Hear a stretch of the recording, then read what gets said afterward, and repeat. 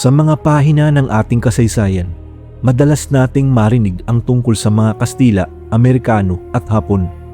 Ngunit bago pa man lubusang masakop ng Espanya ang kapuluan, isang mas malaking banta ang yumanig sa mga pangpang ng Maynila.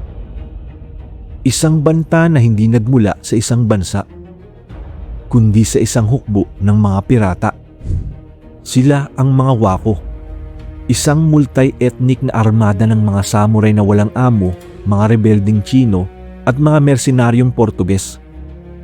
Dahil sa kanilang patuloy na operasyon sa karagatan, naging madalas ang mga armadong insidente sa mga rutang pangkalakalan at maraming baybaying komunidad ang dumanas ng pananalakay at pagkasira. At sa gitna ng madugong mundong ito, lumitaw ang isang pangalan, Lima Hong, isang warlord na naging sanhi ng kahihiyan ng Imperyong Ming at naglakas loob na hamunin ang bagong tatag na kapangyarihan ng Espanya sa Pilipinas. Pero bago ang lahat, kung mahilig ka sa mga kwentong kasaysayan, huwag kalimutang mag-like at mag-subscribe para sa mas marami pang video na kagaya nito.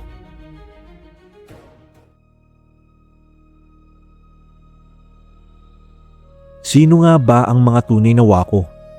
Ang salitang Wako o Woku sa wikang Chino ay literal na nangangahulugang mga piratang Hapones. Noong ika-14 na siglo, nagsimula sila bilang mga rebelding sundalo at mga ronin o mga samurai na nawalan ng amo at dangal matapos ang mga digmaang sibil sa Japan. Bit-bit ang kanilang mga nakamamatay na katana at disiplina sa pakikipaglaban, naging kilabot sila sa buong silangang Asya. Ngunit pagsapit ng panahon ni Lima Hong noong ika-16 na siglo, nagbago na ang muka ng mga Wako. Hindi na lamang ito purong Hapones. Sa katunayan, tinatayang 70% sa kanila ay mga Chino na tumakas mula sa gutom at sa mahigpit na batas ng hygiene o ang maritime ban ng dinastiyang Ming. Sumama na rin sa kanila ang mga Koreanong mangingisda at maging ang mga rebelding Portugis na may dalang makabagong teknolohiya ng baril at kanyon. Sila ay hindi lamang mga simpleng magnanakaw na naghahanap ng ginto. Ang mga Wako ay nagsilbing mga mercenary o bayarang sundalo at mga iligal na negosyante na bumuo ng sarili nilang network sa karagatan. Sila ang mga tinaguriang Lords of the Sea na gumagamit ng dahas upang kontrolin ang pinakamalalaking ruta ng kalakalan sa Asya. Sila ay organisado, armado at mga walang kinatatakutan na otoridad.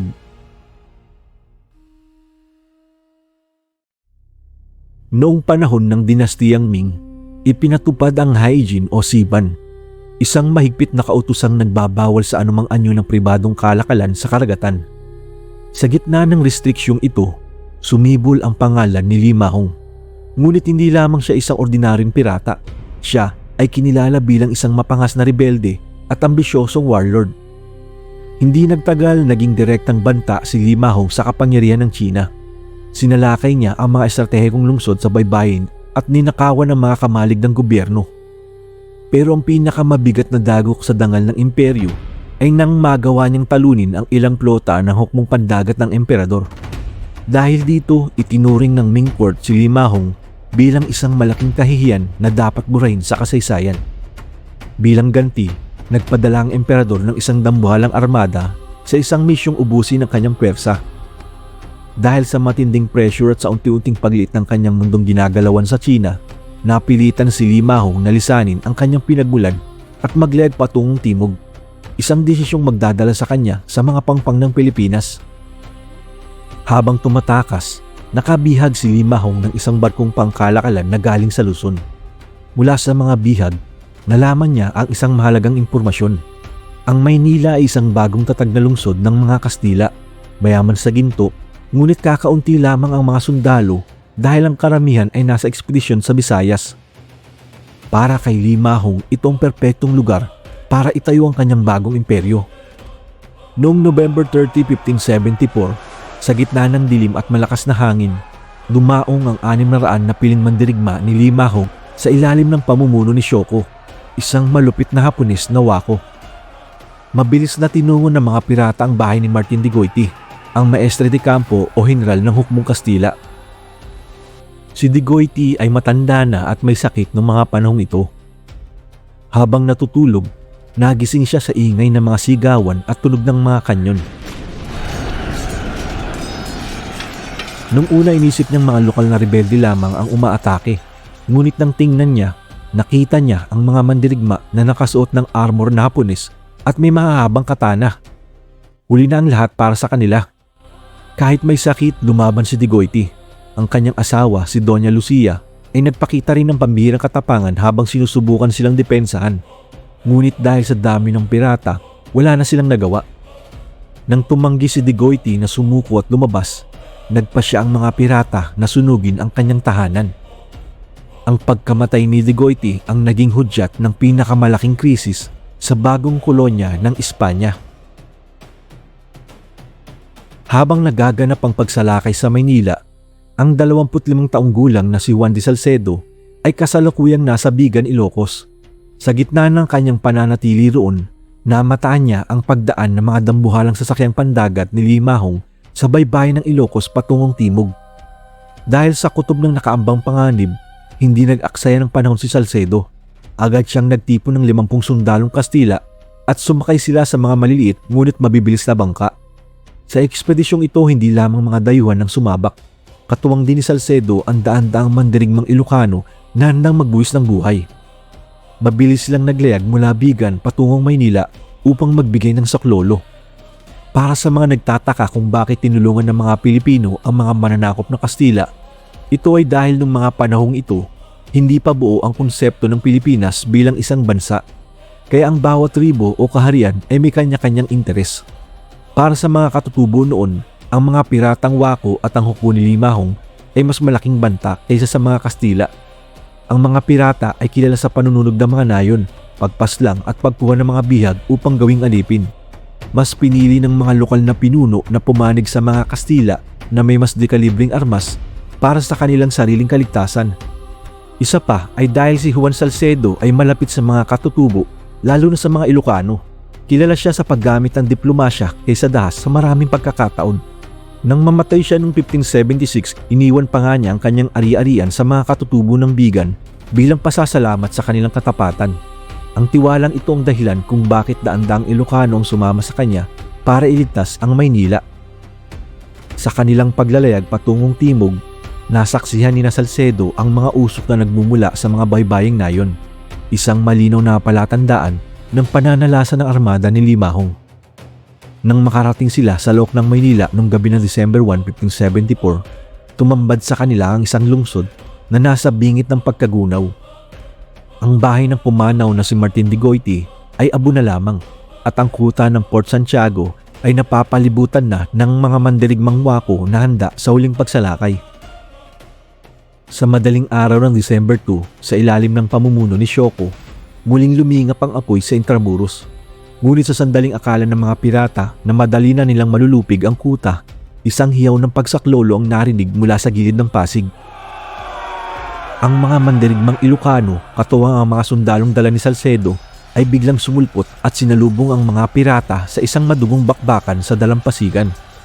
Hindi inasahan ni Limahong ang bilis na pagdating ng reinforcement mula sa Hilaga.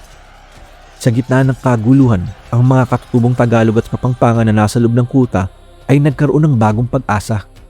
Sa tulong ng estratehiya ni Salcedo at ang pamilyaridad ng mga lokal na mandirigma sa lupain, unti-unting naitulak pabalik ang mga pirata patungo sa kanilang mga barko. Dito na nagtapos ang pangarap ni Limahong na sakupin ng Maynila. Bagamat marami ang nasawi, kabilang ang general na si Sioko, ang pagdating ni Salcedo at ang pakikipagkaisa ng mga Pilipino ang naging mitsa upang ang armada ng mga pirata ay mapilitang umatras at maghanap ng kanlungan sa malalayong pangpang ng Pangasinan. Matapos ang pagkatalo sa Maynila, hindi tuluyang sumuko si Limahong. Naglayag ang kanyang armada patungong Hilaga hanggang sa marating nila ang malawak na bukana ng Ilog Agno sa Lingayen, Pangasinan. Sa madaling panahon, nagtayo siya rito ng isang dambuhalang kuta na gawa sa mga troso ng palmera at mga pader na lupa. Dito, ipinahayag ni Limahong ang kanyang sarili bilang ganap na hari. Hindi lamang ito naging taguan, kundi isang munting lungsod kung saan binihag niya ang mga lokal na residente upang magsilbing manggagawa at sapilitang kumuha ng mga suple at pagkain sa mga kalapit na barangay.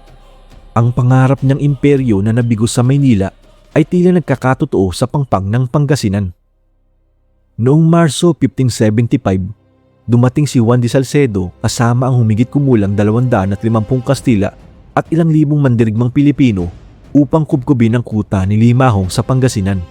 Kasabay nito, isang delegasyon mula sa dinastiyang Ming sa ilalim ni Omonco nang dumating na may layuning hulihin ng pirata.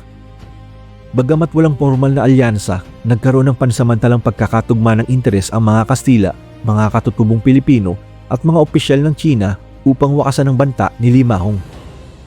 Sa loob ng 4 na buwan, binalot ng gutom at takot ang loob ng kuta. Sinunog ni Salcedo ang armada ni Limahong upang wala na silang madaanan palabas ng dagat. Akala ng lahat ay na-corner na nila ang pirata. Ngunit sa ilalim ng kadiliman habang ang mga sundalo sa labas ay naghihintay ng kanyang pagsuko, isang mapangas na planong sinagawa ni Limahong. Sa loob ng maraming gabi, lihim na naghukay ang kanyang mga tauhan, hindi ng tunnel para sa tao, kundi isang higanteng kanal na magdurugtong sa kuta patungo sa bukas na dagat. Gamit ang natitirang mga kahoy, nakabuo sila ng maliliit na bangka sa loob mismo ng kuta. Noong August 4, 1575, nagulantang na lamang sina Salcedo. Ang kuta na kanilang binabantayan ay wala ng laman. Sa pamamagitan ng kanal na kilala ngayon bilang Limahong Channel, matagumpay na nakatakas ang pirata kasama ang kanyang mga huling tauhan. Tuluyan silang naglaho sa abot tanaw ng Lingayen Gulf. Iniwan ng mga Kastila at Chino na nakatingin sa isang bakanteng kuta. Si Limahong ay naging isang alamat. Ang piratang hindi kailanman nahuli, na nagawang linlangin ang 2 pinakamalakas na puwersa sa Asya sa loob lamang ng isang gabi. Matapos ang kanyang pagtakas, hindi na muling lumitaw ang pangalan ni Limahong sa mga tala ng Kastila. Ngunit ang kanyang marka sa kasaysayan ay hindi nabura. Ayon sa mga kwento, marami sa kanyang mga tauhan ang naiwan sa Pangasinan at naging bahagi ng ating lahi. Ang kwento ni Limahong at ng mga wako ay paalaala na ang ating kasaysayan ay laging nakaugnay sa agos ng mundo. Mula sa mga pirata hanggang sa mga mananakop, ang dagat ang naging saksi sa paghubog ng ating bansa. Kung nagustuhan mo ang kwentong ito, huwag kalimutang mag-like at mag-subscribe para sa mas marami pang video tungkol sa kasaysayan.